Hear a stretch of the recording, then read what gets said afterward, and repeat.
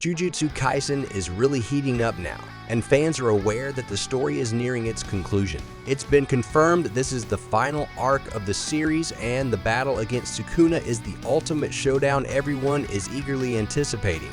The fight is reaching its climax, and in Chapter 263, we saw Sukuna being further weakened, largely thanks to Yuji, the series' main character. Yuji has recently unlocked new abilities, which he demonstrated earlier. Now he's using these powers with great skill, effectively weakening Sukuna even more. In the latest chapter, Yuji devised a strategy to successfully hit Sukuna's soul with his dismantle technique, proving to be highly effective in the ongoing battle. Before we begin, please press the like button and please subscribe to my channel and turn on all post notifications so you don't miss any daily uploads. Now, let's begin.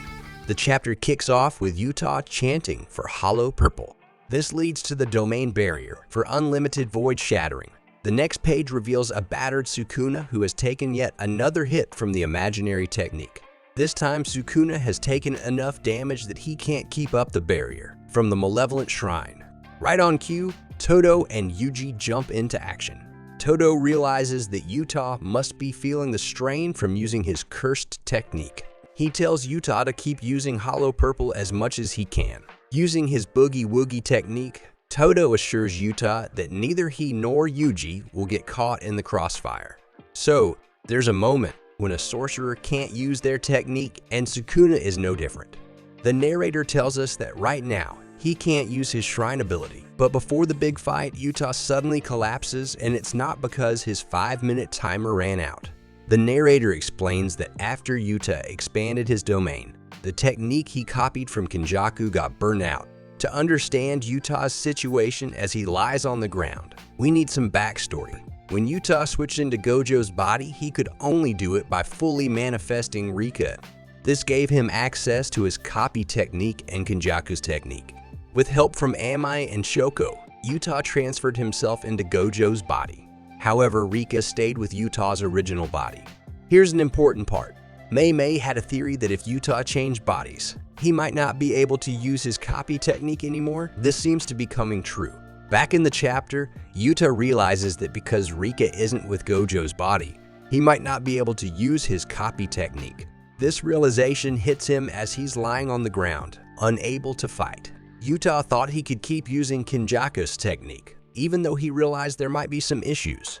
Remember when Kenjaku fought Yuki, Choso, and Tinyan? He opened a domain without any barriers.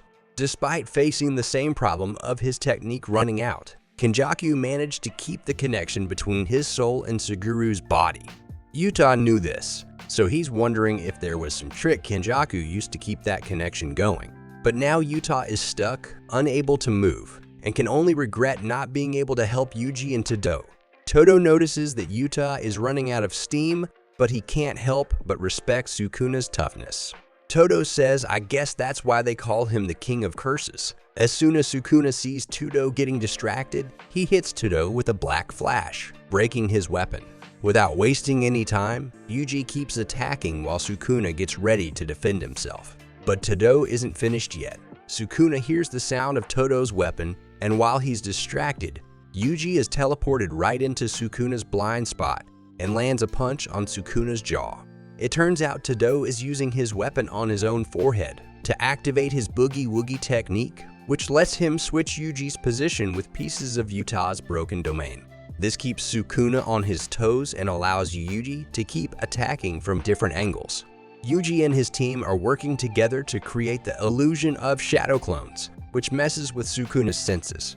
This trick gives Yuji the chance to hit Sukuna with a technique that targets the boundary between Fushiguro and Sukuna's soul. It's a perfect hit, and Sukuna is looking really bad right now. Sukuna is shocked to realize that Yuji can choose where to target his attacks. Yuji keeps firing these slashes, each one aimed directly at the barrier between Megumi and Sukuna's soul. The hits are so strong that Sukuna has to back off. He admits that if he takes more hits like this, it's going to be tough to keep his body together. For a brief moment, Sukuna thinks about the possibility of losing. Then, almost as if it's a reflex, he throws up some of his fingers and then swallows them again. Sukuna tries to get to higher ground to gain an advantage, but Yuji quickly follows him and tries to land a punch. Sukuna dodges in midair and hits Yuji hard. Feeling a bit more confident, Sukuna believes he can win as long as he keeps dodging Yuji's attacks. But Yuji isn't giving up. He keeps up the pressure, determined to break through Sukuna's defenses. So the fight is heating up and it's anyone's game right now. Yuji is pushing Sukuna to his limits, and Sukuna is trying everything he can to stay ahead. Tado is worried that his spare Viper Slap won't be recognized as his left arm. If that's the case, he won't be able to use his Boogie Woogie technique. Despite this, he tries to use the Viper Slap again, but nothing happens. Yuji's position stays the same. Sukuna grins, getting ready to fight his nephew. But then Todo uses the Viper Slap one more time, and this time Hanakarushu appears directly above Sukuna's head. She blows her trumpet, activating the Angel's Curse technique.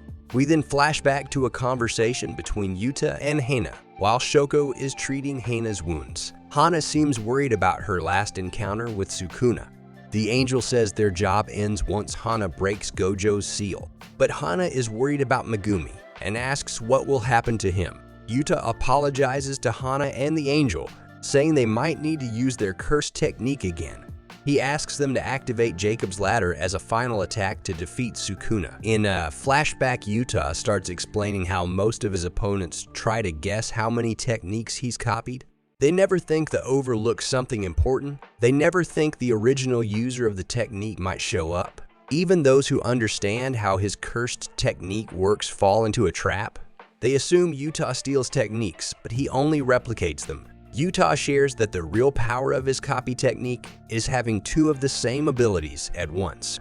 This makes him even more formidable in battle. The chapter wraps up with Hana using Jacob's Ladder at full power. Based on how Sukuna looked the first time he faced the Angel's technique, it seems like Sukuna could be finished this time. The Angel's Curse technique can wipe out any and all techniques. This makes her the perfect counter to Sukuna, who only exists through cursed objects. However, we'll have to wait 2 weeks to see what condition Sukuna is in after this attack. The tension is high and the stakes are even higher. Everyone is giving their all and the fight is pushing every character to their limits. Alright, let's discuss how Yuta might permanently stay in Gojo's body. Based on the latest chapter, Yuta assumed that the cursed technique that would burn out would be Gojo's Limitless. However, it turns out that Kenjaku's cursed technique was the one that burned out. This suggests that Gojo's body can now use Kenjaku's cursed technique, so Gojo's body might now have two cursed techniques, Limitless and Kenjaku's.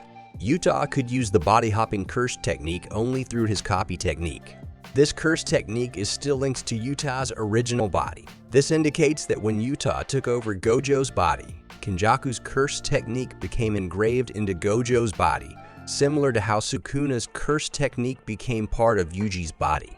Therefore, Gojo now has two cursed techniques. This is good news. If this isn't the case, then why did Kenjaku's cursed technique burn out instead of Limitless?